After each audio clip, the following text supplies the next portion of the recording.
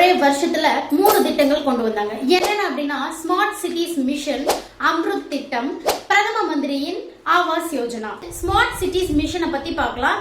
June 25, 2015ல இது தொடங்கப்பட்டது. வீடு வசதி மற்றும் நகர்ப்புற விவகாரங்கள் அமைச்சகம் சார்பில் கொண்டு வரப்பட்டது. இதனுடைய அமைச்சர் யாரு அப்படின்னா மனோகர் லால் காட்டார். இந்தியால இருக்கக்கூடிய நகரத்துல உள்கட்டமைப்பு மேம்படுத்த இந்த திட்டத்தை கொண்டு வரப்பட்டது. நம்ம வீட்டுல கூட பாத்தீங்க அப்படின்னா பெட்ரூம் இருக்கும், கிச்சன் ரூம் இருக்கும், ஹால் இருக்கும். சோ அதுக்காக நம்ம என்ன பண்ணுவோம், இங்க பெட் இருக்குது, இந்த இடத்துல நம்ம என்ன கொண்டு வரலாம், சோஃபா கொண்டு வந்தா நல்லா இருக்கும். சோ அந்த மாதிரி நம்ம வீட்டுடைய உள்கட்டமைப்பு மேம்படுத்துற யோசிக்கிற மாதிரி நம்ம நகரத்துல இருக்கக்கூடிய விஷயங்கள்ல மேம்படுத்துறதுக்காக இந்த திட்டத்தை கொண்டு வந்தாங்க.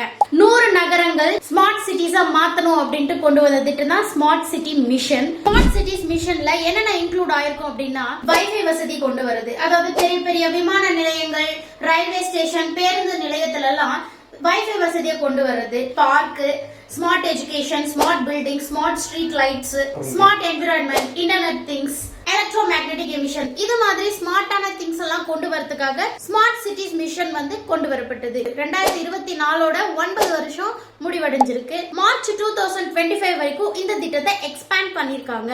2.020 கோடியில இருந்து தொடங்கப்பட்டிருக்கு. நெக்ஸ்ட் பார்ட்ல நம்ம அம்ருத் திட்டத்தை பத்தி பார்க்கலாம். தேங்க்யூ. 2024 அப்புறம் 2025க்கான இம்பார்ட்டன்ட் கரண்ட் அஃபேர்ஸ் பிடிஎஃப் வந்து அவைலபிளாக இருக்குது. டிஎன்பிசி மட்டும் இல்லாமல் போலீஸ் எக்ஸாம், பிசி, எஸ்ஐ எல்லாருக்குமே யூஸ்ஃபுல்லாக இருக்கும். கரண்ட் அஃபேர்ஸ் பிடிஎஃப் தேவைப்படுறவங்க ஸ்க்ரீனில் தர வாட்ஸ்அப் நம்பருக்கு கரண்ட் அஃபேர்ஸ் பிடிஎஃப்னு மெசேஜ் பண்ணிங்கன்னா மேற்கொண்டு டீட்டெயில் சொல்கிறோம்.